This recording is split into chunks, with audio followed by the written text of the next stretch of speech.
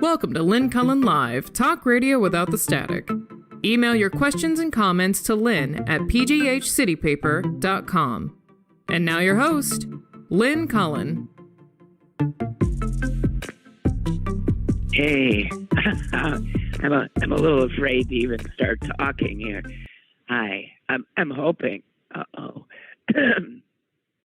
hoping my voice will last for the hour, but I know it doesn't sound too good. I found that if I talk up here, sometimes it's a little better, but if I'm not in my normal register, it's so anyway, I'm still troubled here, guys, and I'll try to do the show.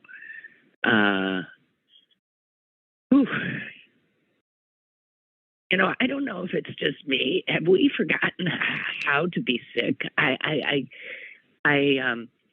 feeling like this is the worst sore throat I've ever had in my life.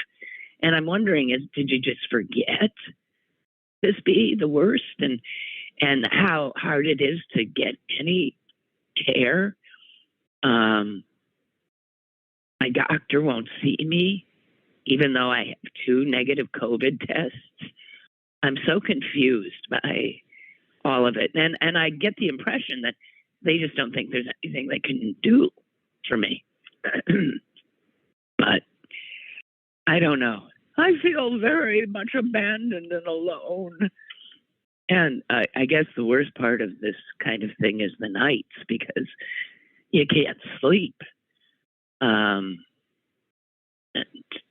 watching the dog, you know, sleeping so soundly while you struggle to just swallow. I don't know. I'm sorry. Okay, I'm going to try to snap out of it.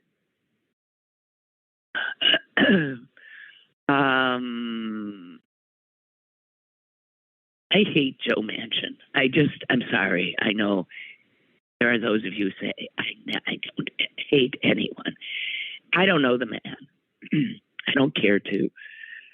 I cannot imagine having to deal with him in this. There was a piece in the Times today that says this. This is by somebody who knows him very well in West Virginia. He doesn't believe that policy can make a dramatic improvement in people's lives. Well, then why the F is he in politics?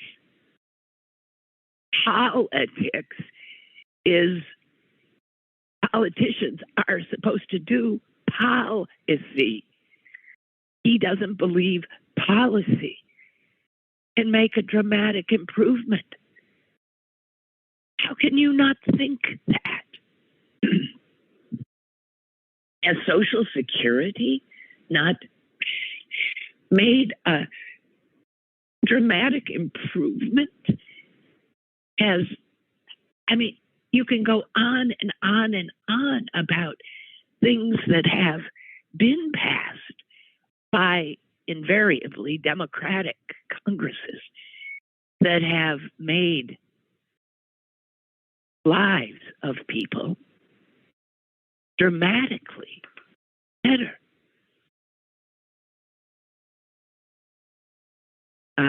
This woman who is quoted says he has also imbibed the conservative worldview that low-income people are irresponsible and not deserving. Well, there it is, in a nutshell. That is the worldview of Republicans. It is not a worldview generally held by somebody who calls themselves a Democrat. The idea that low-income people have brought it all on themselves is so repulsive to me. That is why I can say I hate this guy. I hate this guy. And don't even get me started on cinema. At least with Manchin, you have some sense of why he is where he is. She just loves to be, the enigma in her silly little skirts and dresses and pink wigs.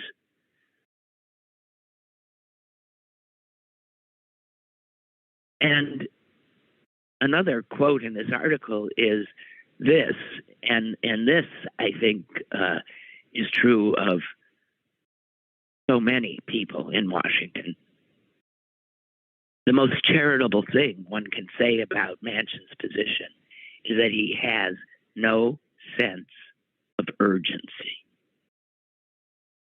Well, we're in trouble. We're in trouble. One guy from one little state can deny the rest of us what apparently is popular in the country. If you ask people, should there be paid leave in America? I mean, huge percentages say yes. And now, we don't know. They're making the sausage now, maybe. And one of the things that has dribbled out is that even this measly 4 weeks of paid family leave won't make it into the bill because of Manchin. I think I mentioned earlier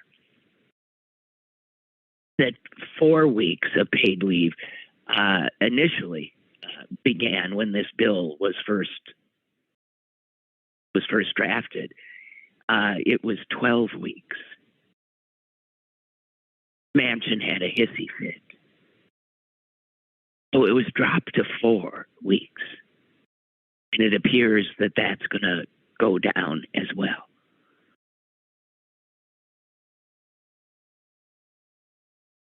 It's amazing. If we were even to pass the 4-week family leave law, we would still be one of only 6 countries in the entire world. 6. And the only rich one without any form of national paid leave. And just so you know how the rest of the world has moved on long ago on this issue. It's a no-brainer. And yet in America, the idea of paying somebody to take care of their family and still to be able to retain their job is considered a radical idea, communist idea, a socialist idea. Well, I don't think all the nations of the world are socialist or communist. And the minimum that almost every other country has is 12 weeks. That's why initially this bill had set that minimal level. And the average globally, take all the nations of the world and throw in us with 0 paid leave, average out what paid leave is on this earth. It's 29 weeks. That's the average, 29 weeks. And apparently we can't do 4. This says something about us that is so damning. It says something about us, people, as a culture, as a society. It says something about our values. It says something about our capacity for empathy. The more that we learn about us in relation to the rest of the world, the more we find out we are a cruel country. Cruel country. I think people struggle because they're lazy.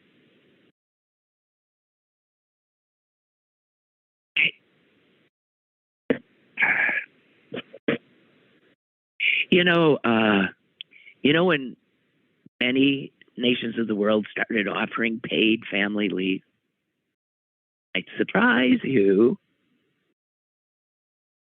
it was 100 years ago.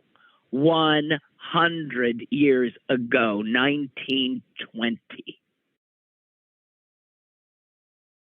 Countries around the world started saying, what's a government for? What is it we're to do? Now, in this country, the answer is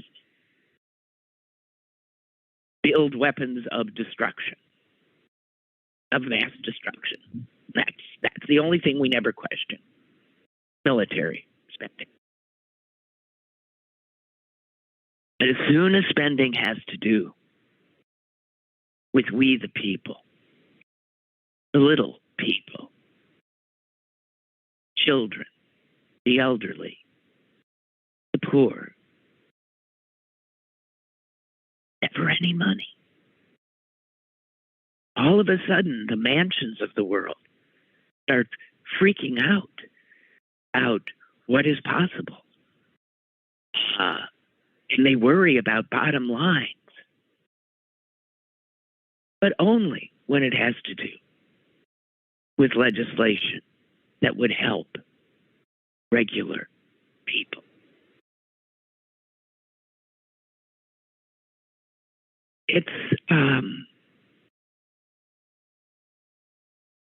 It's really just so depressing.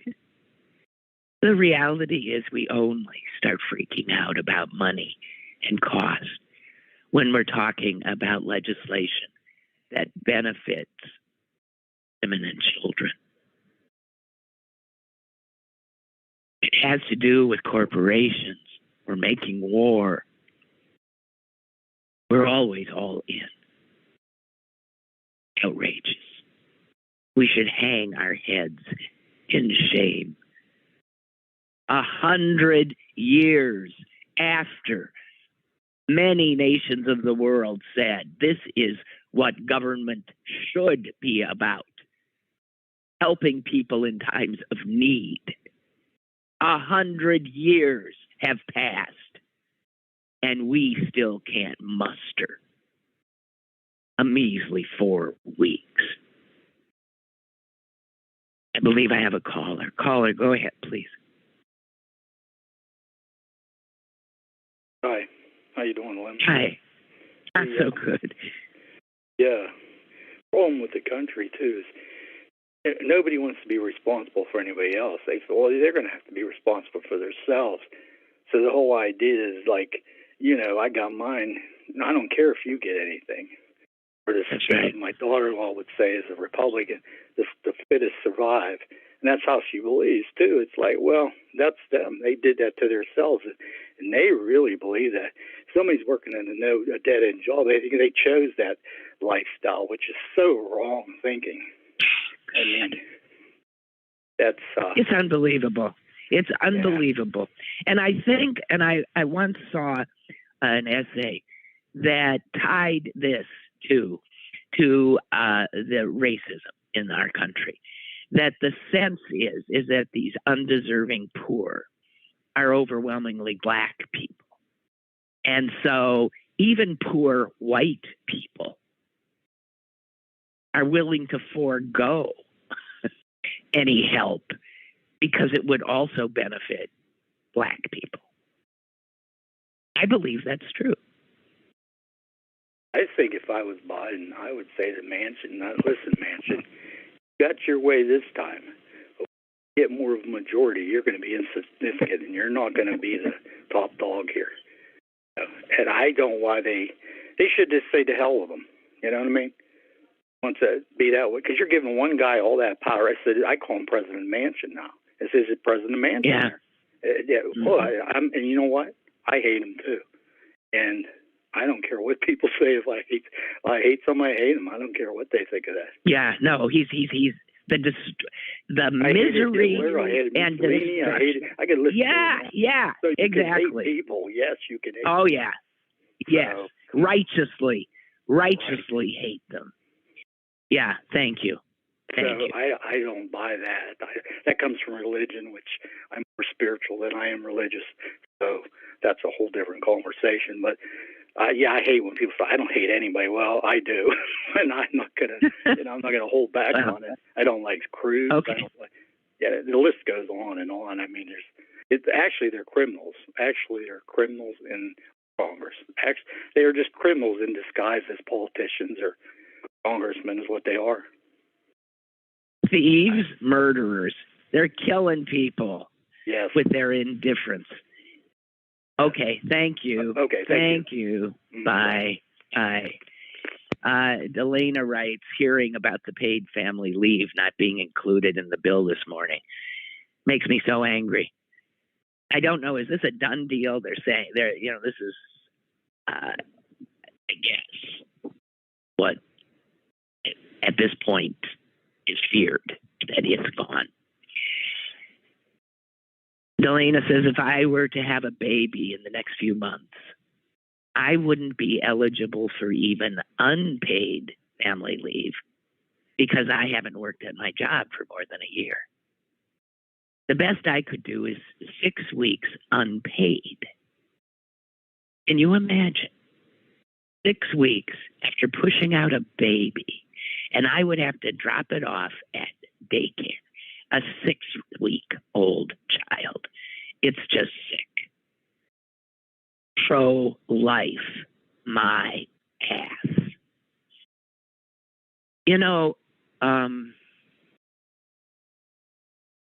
The rest of the world, the entire rest of the world looks at us in astonishment and I'm sure disgust, a measure of disgust. These are issues that for most of the civilized world were decided as much as 100 years ago.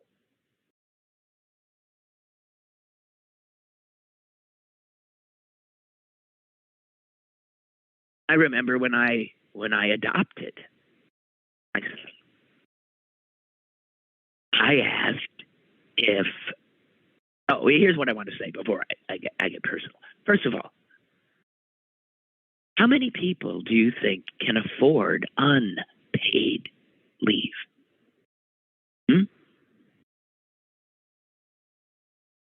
I can.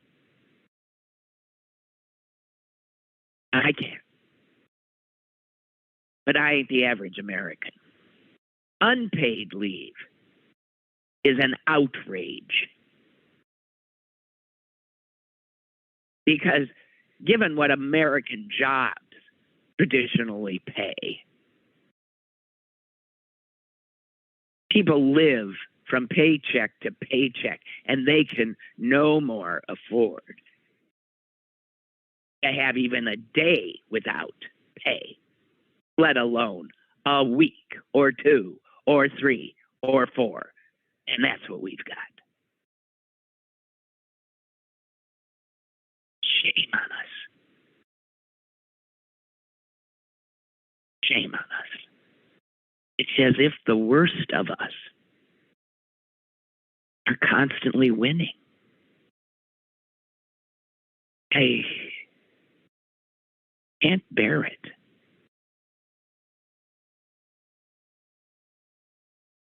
So, yeah, I think don't paid leave. That's what's going to go down because of Manchin and Sinema. Wow. See, they're millionaires. They don't have to worry about such things. They are responsible, hardworking people, not the lazy bums who work 3 jobs without benefits just to keep a roof over their heads and feed their children.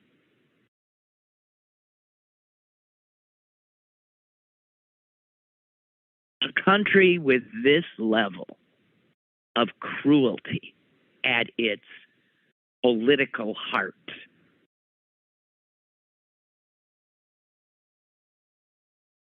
is shameful. Shameful.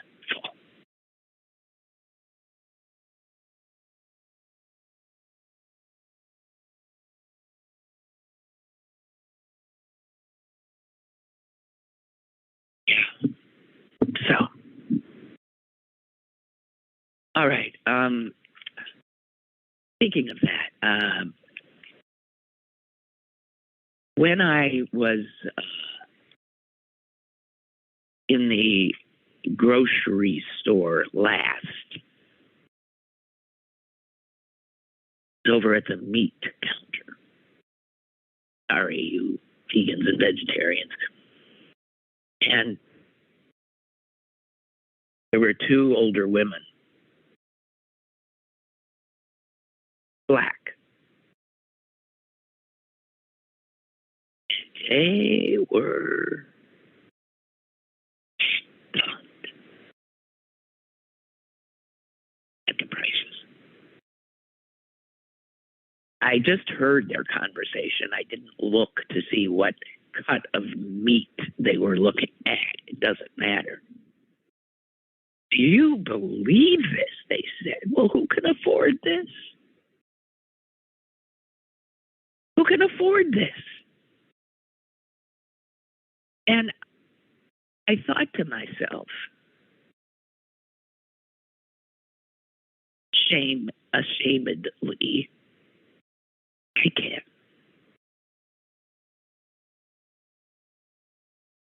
You want to know what white privilege is? Not having to forego the meal you wanted to make your family because the price of the ingredients had gone up by 5% or 10%. Listen to what people are saying in grocery stores now, because it's not the first time I've heard it. People who are living on just a little bit, trying to figure out how they're going to make dinner. And then also this week was talking to Joe Manchin. He was talking about the price of gas, which is high. And he drives a gas guzzling pickup truck. And he said, I just don't think we can afford. He said, I know the price of our work is going to have to go up because these prices, I mean, we can't absorb these prices. And I'm worried about the midterm elections because of these bread and butter issues. Because if people can't afford to put gas in their car or food on their table, and this is not Biden's fault. He went on to say, my boss says it's Biden, he hates Biden, blah, blah, blah, blah. And it'll be blamed on Biden, not on the pandemic, not on supply chain issues. And these are the kinds of bread and butter issues that take a party down, especially when that party has promised exactly bread and butter issues.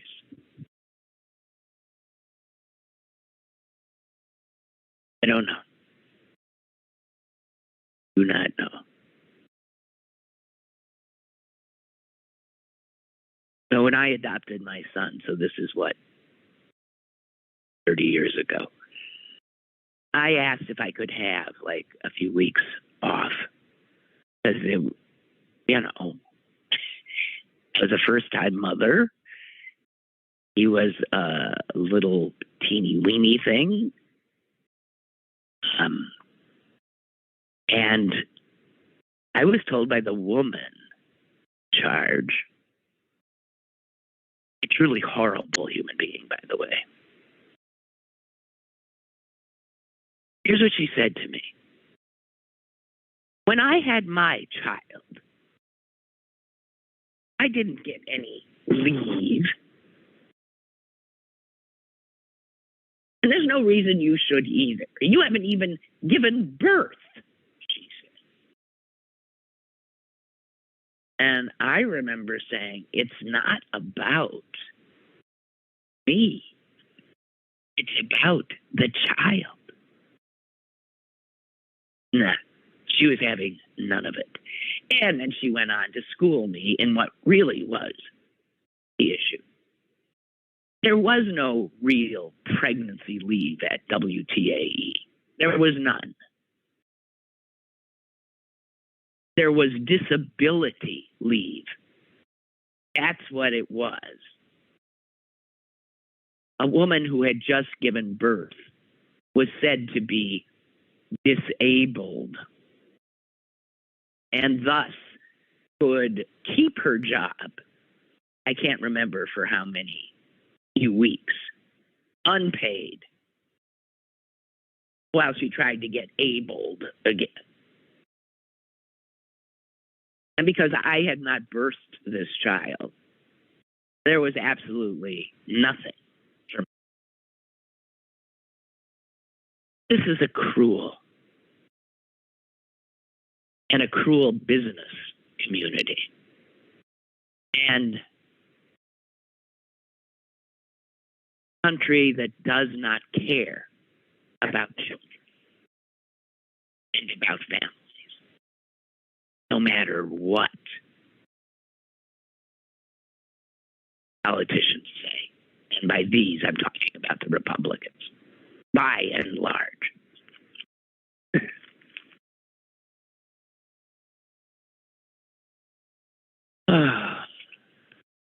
You see that one of the fine Republican congressmen from these parts, that'd be Congressman Mike Kelly, looks like he's going to be examined by the Ethics Committee of the Congress because of some very unusual stock purchases made by his wife regarding a steel plant. And it all has to do with inside information that the congressman had.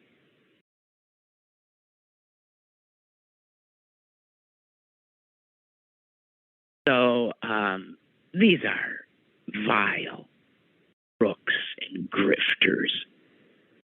Vile. Keep getting reelected. Because people don't pay attention or they don't care. Everyone knew Trump was a grifter, a vile human being. Didn't stop tens of millions of good Americans He's our guy.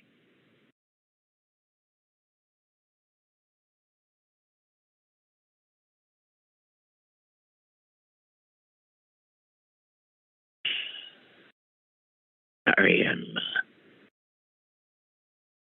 have any energy. I'm sorry. I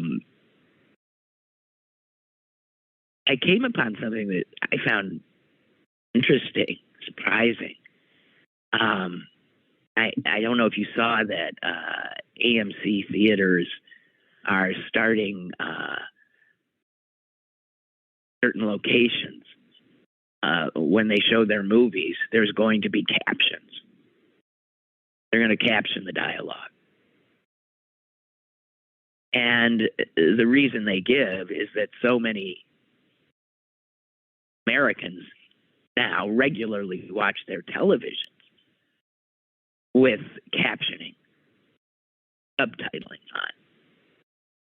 And also because of the way sound is engineered, often background sounds and other things can overwhelm dialogue and human speech. Another issue is foreign accents that are not readily understood by many Americans. And so a lot of people said, wow, this is a great idea. But it turns out that increasingly there are people who think that captioning is going to be the norm for all our screens, for television in general. And you can see how we're getting used to it. Sometimes if I'm scrolling around on Twitter and I come upon a video, rather than listening to it, because it's captioned, and I'll look at the captions for a while to see what's being said. Now, if you think that what would be driving this captioning would be old farts like me who are starting to lose their hearing, that's not the case. It turns out it's younger people who are used to having more than one thing that they're paying a measure of attention to at the same time. And so young people prefer captioning because it allows them to perhaps listen to something while reading the other.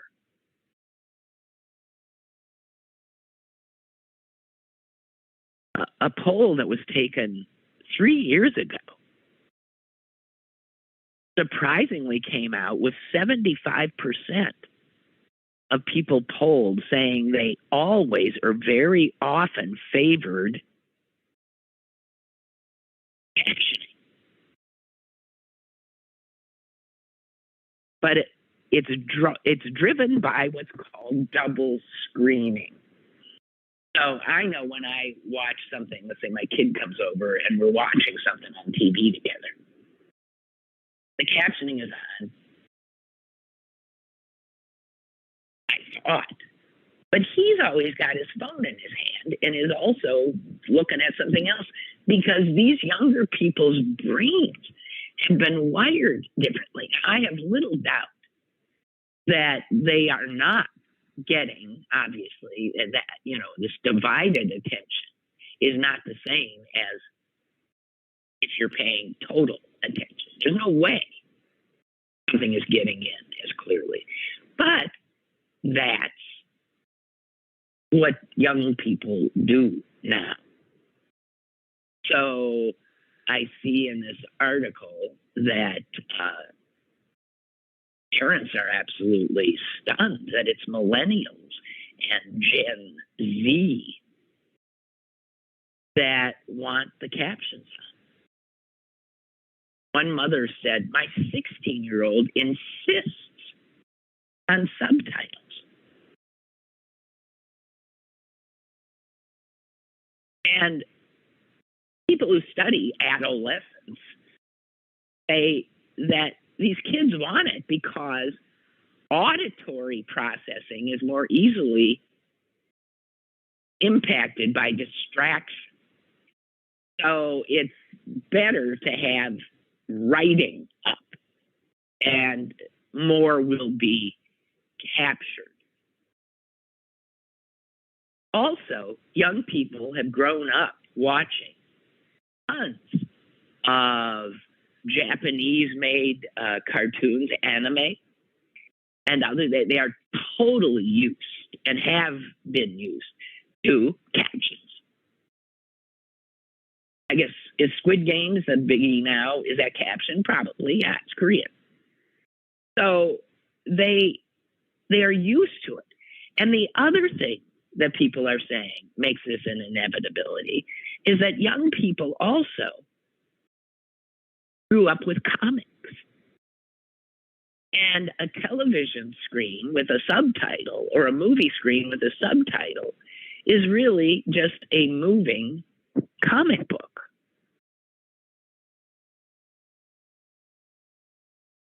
So it's going to happen.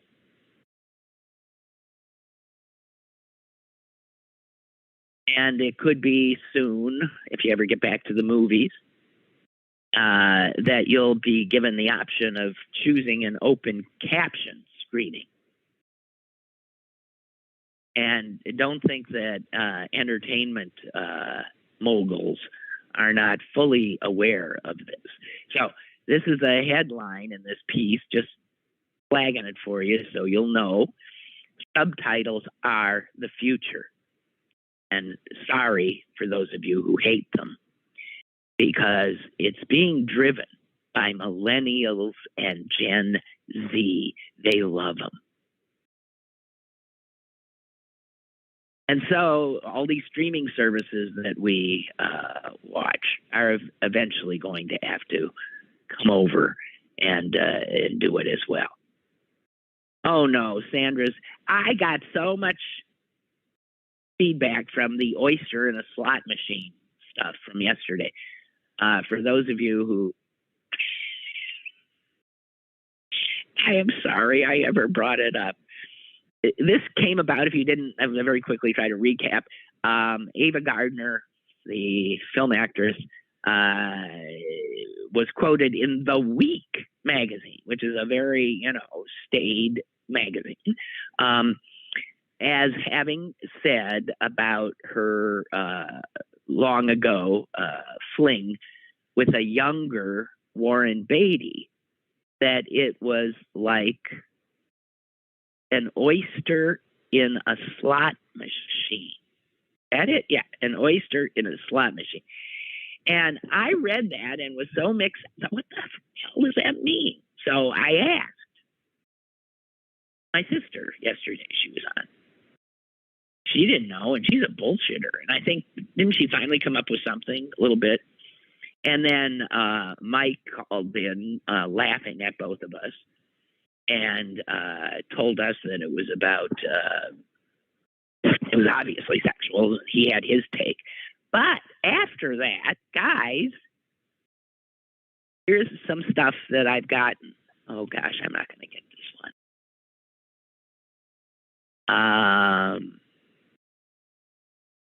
Number of you actually, started doing, trying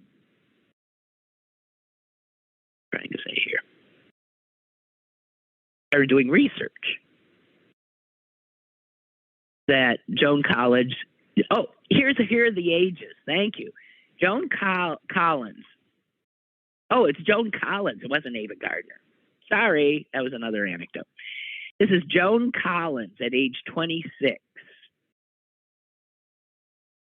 Felt having sexual intercourse 4 or 5 times a day, good God, with Warren Beatty, who was 22 at the time.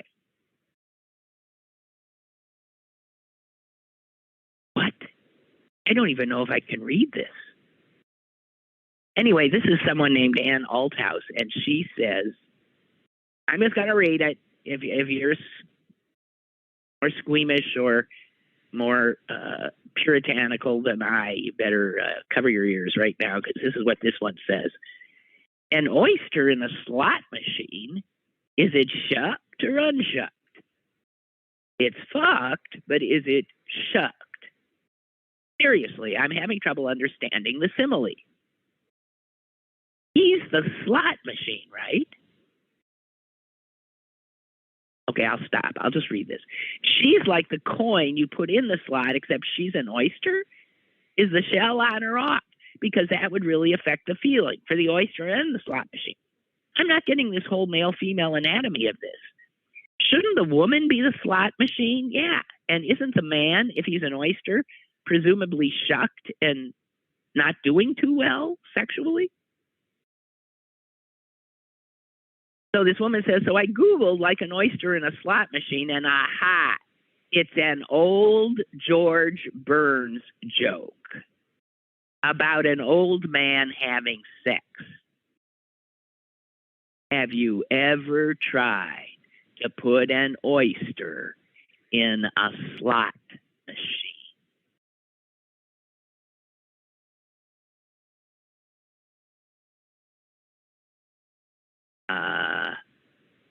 So that's it. It is. It's about old, but it doesn't apply to. It doesn't apply to these 20-somethings having sex. I get it with Warren Beatty. Whatever. Bree writes, hi Lynn, living abroad, captions are the norm. In Singapore, if the show's in English, captions will be Mandarin and Malayu. Sometimes they will put English on the left channel, Mandarin on the right, and captions are Tamil and Malayu. In Dubai, captions were often Arabic and French. Big issue now is the accuracy of the subtitles. Yeah, subtitles and dubbed versions are currently available, and I have done these as a synchronous speaker. Squid Games has come under fire for inaccurate subtitles and dubbing. Netflix has to have so many programs from all over the world. Yeah, exactly. It is, yeah, in this interconnected world where we're all starting to, engage and indulge in film and television that is in another language. Yeah. And apparently, for the younger guys, this is no big deal.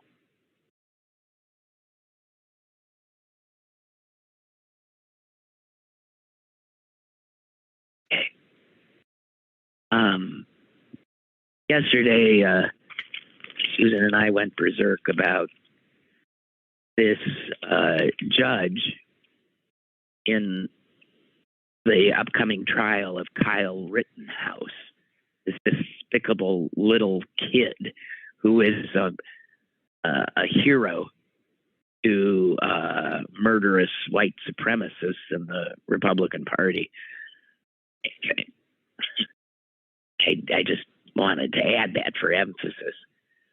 How the judge in the trial told the prosecution that he would not allow the two men who were killed by this Rittenhouse be called victims, which strikes me as, my initial reaction is it's ridiculous. Well, they're dead. They cannot be called victims because the word is loaded. However, he said that on the other side, the defense attorneys could call the two victims, the two dead guys, they could be called looters and rioters and arsonists. Now, this is the caveat that Susan and I didn't give you yesterday, is if the defense is able to establish evidence that they were engaged in those activities. So in other words, in this trial of Rittenhouse, the two guys he killed are going to be essentially on trial, but not without any ability to defend themselves. They will be on trial because in order for the defense to get this murderous little son of a bitch off, they have to claim that these dead men were so threatening to him that he was, by law, allowed to feel so threatened that he had to defend himself by killing.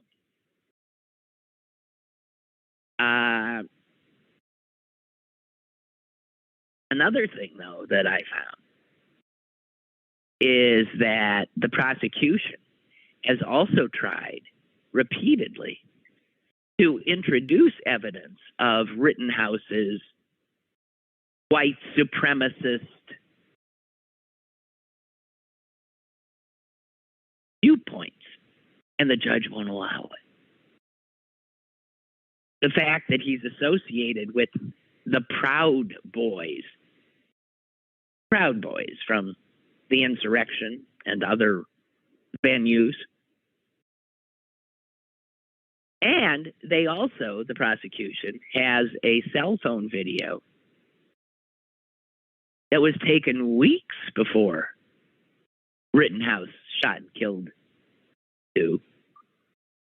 And it's a video in which Rittenhouse says he wished he had his rifle so he could shoot men that were leaving a pharmacy. I don't know what that means, that maybe had been looting and were leaving a pharmacy. And the judge would not allow that into evidence, that Rittenhouse had said prior to the killings that he wanted to shoot people. So it sure does look like the fix is in. Other thing, because I went to journalism school and I like to give the truth and nothing but the truth, says here in a New York Times article that this judge, whose name, by the way, is Bruce Schrader, has been on the bench for a long time, and he has a long-standing rule in his court that in criminal cases the word victim may not be used before the jury. When you're referencing those that are injured or killed, you cannot use the word victim in any trial in this judge's court because he finds it prejudicial.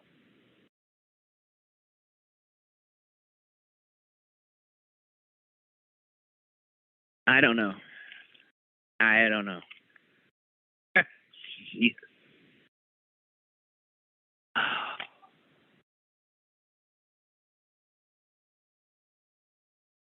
Just a few odds and ends. Let me get this stuff in since time is running out a little bit on us. I used to get the Wall Street Journal, and then I couldn't. Or the editorial page just made me insane. So I don't get it. As I mean, in terms of news gathering, they had often done a pretty good job. But Murdoch owns it now, doesn't he?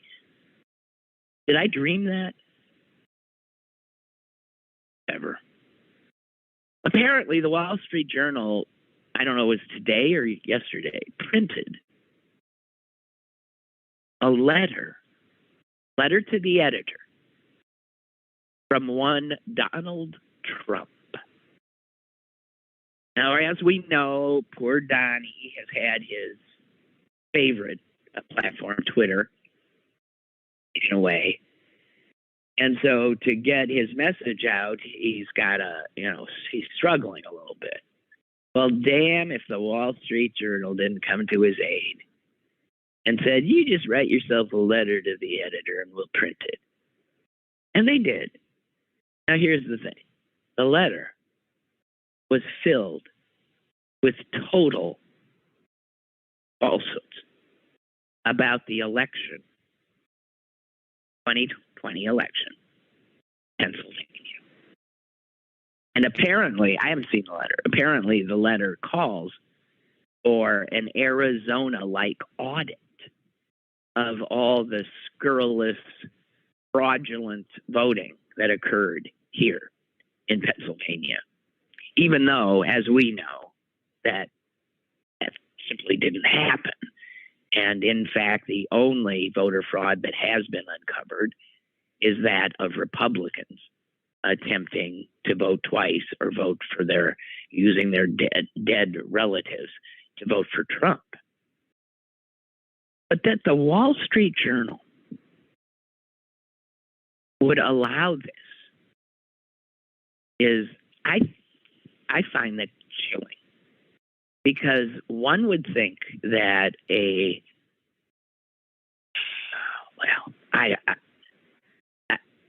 don't know.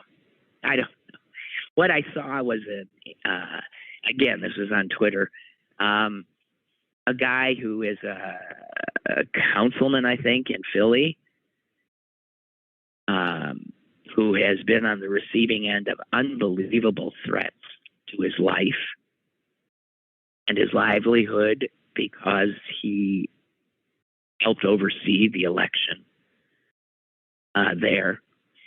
And he was sharing some of the emails, letters, and other missives he's gotten from the Trump people, Trump supporters. And my God,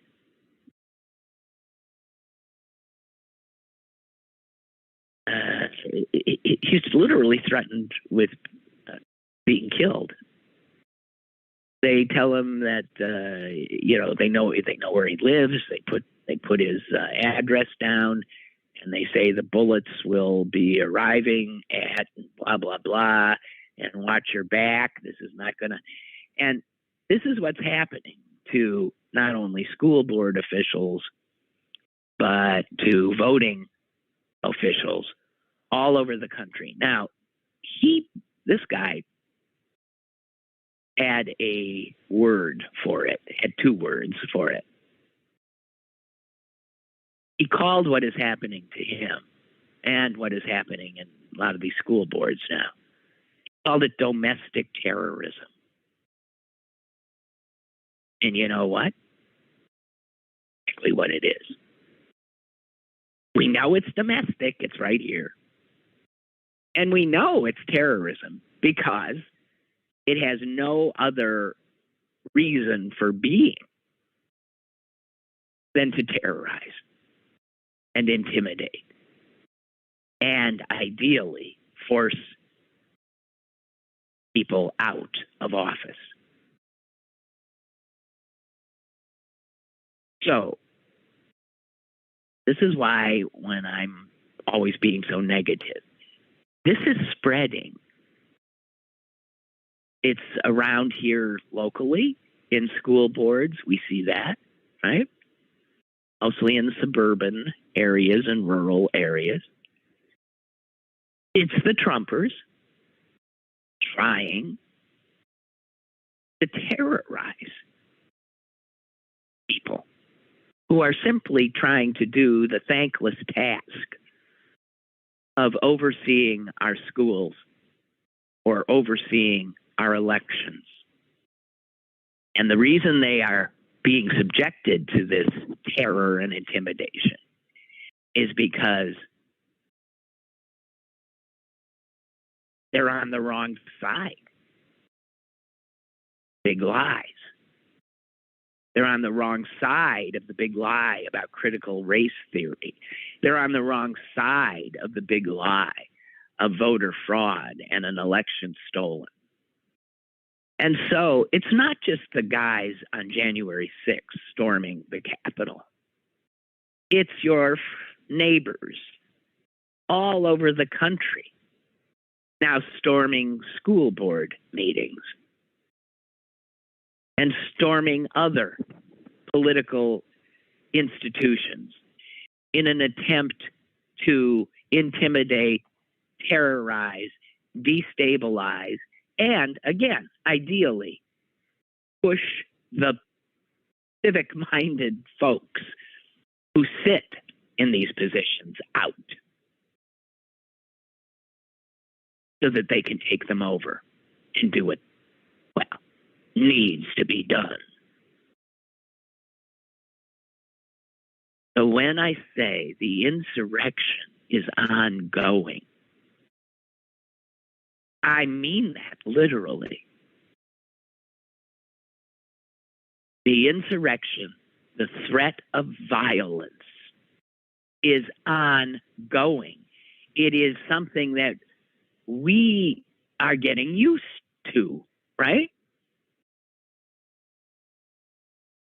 The stories are piling up. The videos are piling up. And this is not like grassroots people just coming out of their own kitchens and deciding.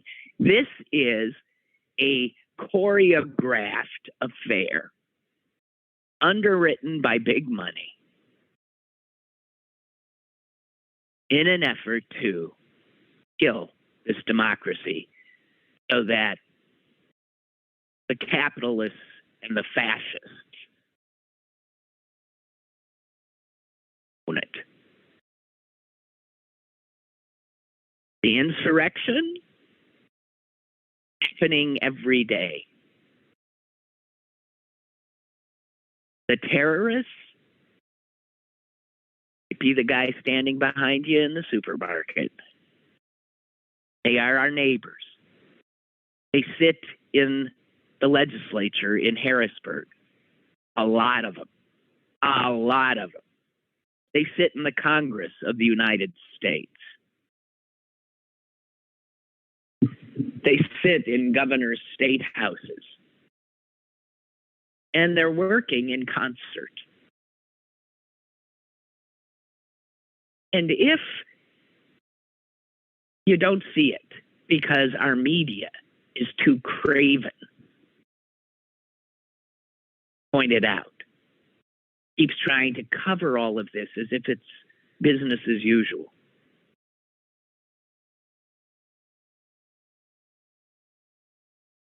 Now, as I have said often, we're fucked. Really. And what did I say that this woman said about Manchin? The thing about him that drove her crazy is that he has no sense of urgency. Yeah. Well, I think a lot of us have no sense of urgency. And we don't see what's happening in front of our very eyes. Is that what that phrase? I never understood that phrase. Can't see the forest for the trees. I think that's what it is. And this sense of being overwhelmed by so much that is going wrong. But keep your eye on the fact, the one fact, that so many of these things that are happening can be bundled up together. And you can bundle them up under that heading, domestic terrorism. That is the intent of terrorism. Intimidate, to terrify, and by doing so, grab power. We are living in a constant state of domestic terrorism, and the purveyors of it belong to one party, Republican Party. And it's frightening.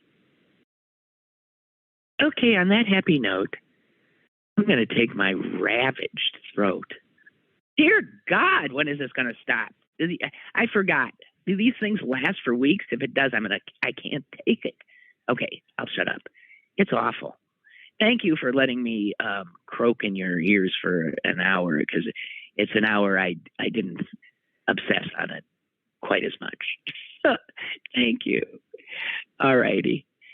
Have a good one, and I'll either be back or dead by Monday. Okay? Toodaloo.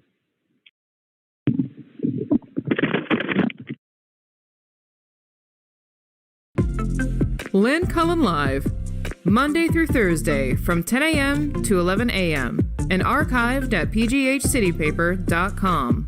The opinions expressed on Lynn Cullen Live are those of the host and do not necessarily reflect the viewpoints of Pittsburgh City Paper or its advertisers.